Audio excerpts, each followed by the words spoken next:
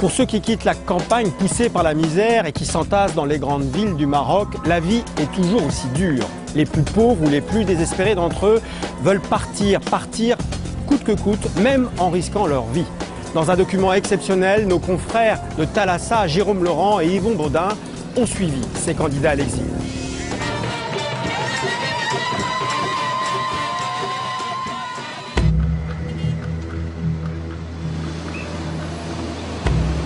Port de Tanger, nous sommes au mois de décembre.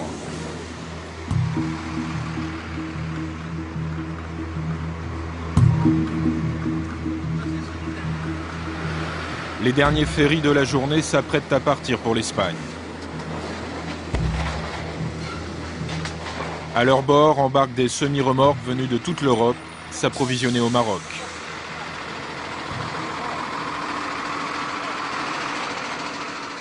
Notre équipe filme librement pour un reportage officiellement consacré au développement économique du port. Mais en réalité, si nous sommes ici, c'est pour une toute autre histoire. Viens par ici, viens. Descends, descends. Allez, viens ici ou je lâche le chien. Aïe, aïe, mes couilles, j'ai les couilles coincées. Quoi, tes couilles? Tu te fous de moi? Tout à l'heure, c'était tes jambes qui étaient coincées. Allez, maintenant, descends, mon ami. Je peux pas, je suis coincé, je vous dis. Laissez-moi sortir doucement, ne me tirez pas.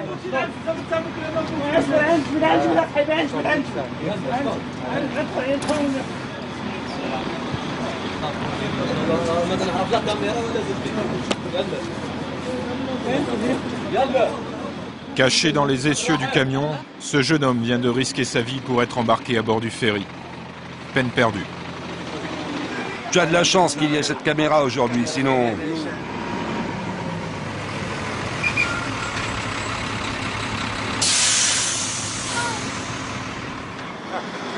Vas-y.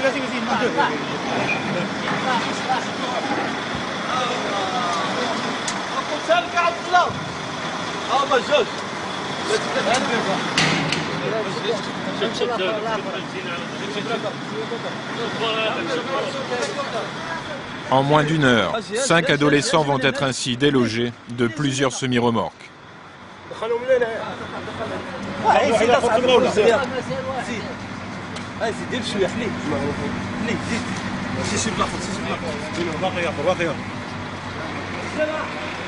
Où est-ce que tu voulais aller? En Espagne, on va aller travailler là-bas.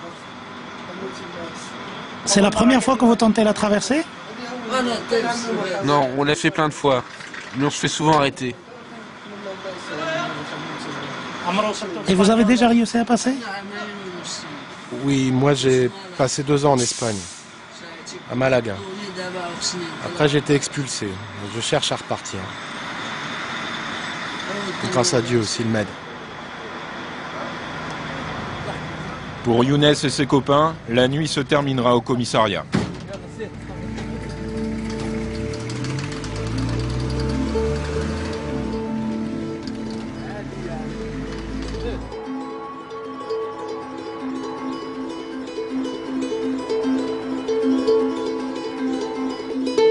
Harag.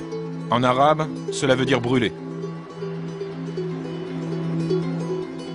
Ils s'appellent entre eux les haragas, les brûleurs. Comme on brûle l'asphalte, sauf qu'ici, ce n'est pas une simple route qu'il faut traverser, mais un détroit, large de 13 km. Le détroit de Gibraltar. À Tanger, quand la météo est bonne, on peut toucher du doigt les montagnes andalouses, de l'autre côté du détroit. Une vision presque trop violente, une torture quotidienne pour tous ceux qui rêvent d'émigrer en Europe.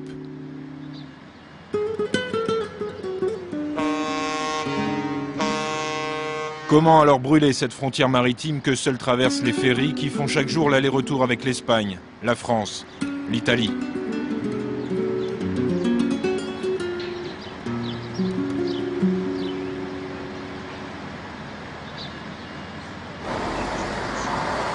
Nous avons voulu mieux connaître ces Haraga, des adolescents pour la plupart, ou de jeunes adultes, tous des garçons. Connaître leur histoire, savoir pourquoi ils s'affranchissent des filières classiques de l'émigration clandestine pour tenter eux-mêmes leur chance au péril de leur vie. Leur jeu, leur roulette russe donc, c'est de se cacher dans les camions qui montent à bord des ferries en partance pour l'Europe. Un jeu risqué.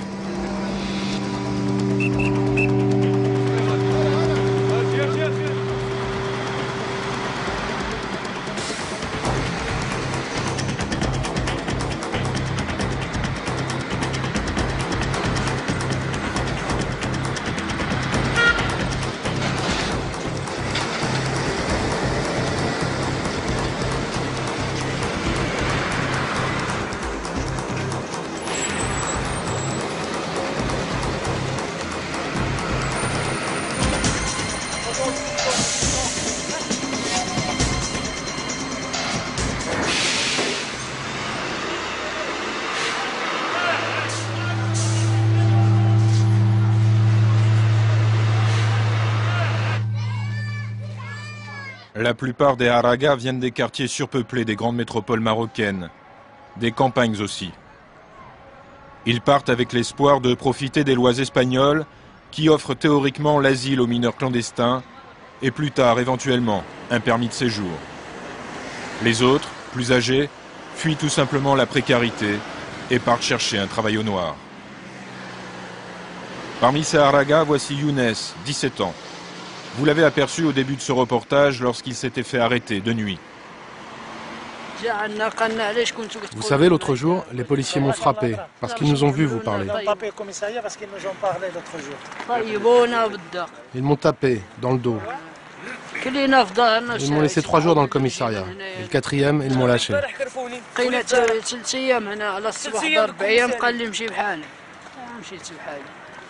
Tu as payé pour sortir? Non, parce que j'avais rien sur moi. Si j'avais eu de l'argent, j'aurais pu sortir tout de suite. Avec 2 ou 5 euros, tu sors tout de suite. Pourquoi tu n'as pas peur de nous parler? Mais de quoi je devrais avoir peur? Qu'est-ce qui va m'arriver? On ne meurt qu'une fois, si Dieu veut. J'ai peur de rien. Si tu vas en prison, Dieu s'occupera de ceux qui te maltraitent après.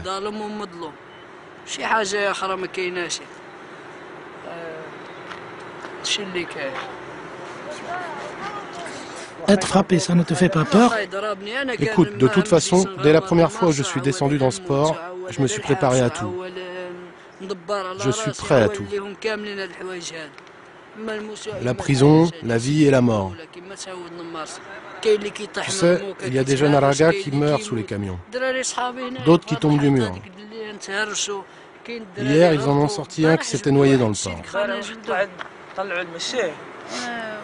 D'après toi, combien il y a de Haraga ici? Je dirais à peu près 2000.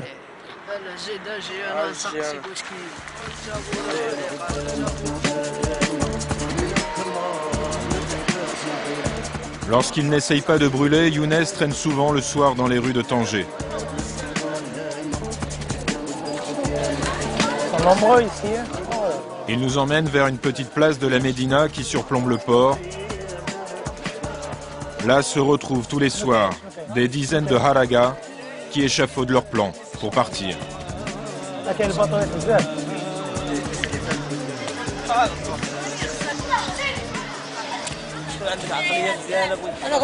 Moi, je vais essayer de passer directement avec l'équipage du bateau. J'ai un contact, je me cache à l'intérieur et j'attends. Au Maroc, même si tu travailles toute la journée, tu gagneras quoi? À peine 5 euros. Qu'est-ce que tu vas faire avec ces 50 dirhams? Tu vas pouvoir faire manger ou aider ta famille? Acheter le mouton pour l'Aïd? Non. Avec 50 dirhams, la seule chose que tu peux faire, c'est acheter 10 mètres de corde. Tu l'accroches à un arbre et tu te pends. Voilà, tu te pends. Les Haraga n'ont pas les moyens de se payer la mafia, celle qui vous propose de brûler le détroit à bord de barques surchargées, les fameuses pateras, ou qui fournit de faux papiers d'immigration en jouant sur la corruption de fonctionnaires. Pour passer avec les mafias, il faut être prêt à débourser jusqu'à 7000 €, sans garantie de réussite. Les Haraga, eux, n'ont pas un dirham en poche. La honte de rentrer au village ou dans le quartier sans avoir réussi à brûler les empêche de revenir en arrière. Alors certains vivent là depuis des années, au plus près du port, et parfois même à l'intérieur, comme dans ces conteneurs transformés en squat de fortune.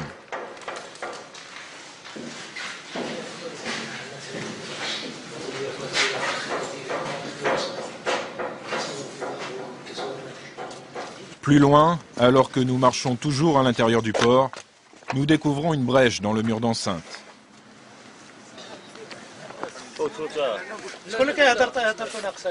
Surgit alors un peuple fantôme qui vit dans les roches des digues extérieures.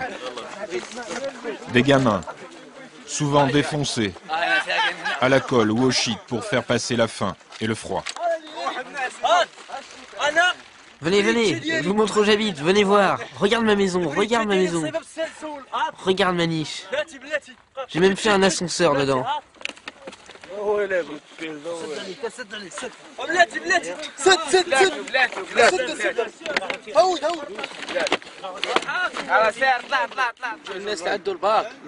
On a le bac, on a fait des études, on est allé en 2e année de faculté, on a la licence et on vient pour brûler. Est-ce que ça a un sens tout ça? Quand les autorités t'arrêtent, il faut les payer pour qu'elles te libèrent, c'est vrai ou non? Il y a des gens qui vivent dans des immeubles et nous on habite dans des niches comme des animaux. C'est quoi ça? Tu vois un vieux dans une voiture de luxe et toi, tu n'as même pas de chaussures. Regarde un peu mes pieds, ce sont des chaussures ça? Il n'y a que des voleurs ici, de bas en haut de l'échelle. Les autorités et même les ministres sont des voleurs. Arrête, arrête, il ne faut pas parler de ça. Mais la réalité, je dois la dire, il faut parler de tout maintenant. Pourquoi on va rester dans ce pays? Quel âge as-tu, toi? 30 ans? Toi, à ton âge, sors-moi 2 € de tes poches si tu les as. Devant ces gens, vas-y. Tu n'as même pas un dirham par an dans tes poches. Et en Europe, même sans travailler, en restant assis, tu peux toucher un salaire. Si tu as perdu tes parents là-bas, il y a des centres pour s'occuper de toi. Chaque semaine, on te donne de nouvelles chaussures. Chaque jour, tu peux te doucher. Toi, tu vis comme un insecte ici. Moi, je me douche 1 fois par an comme un animal. Et je vais te dire, en Espagne, même une mouche, elle est mieux traitée que nous.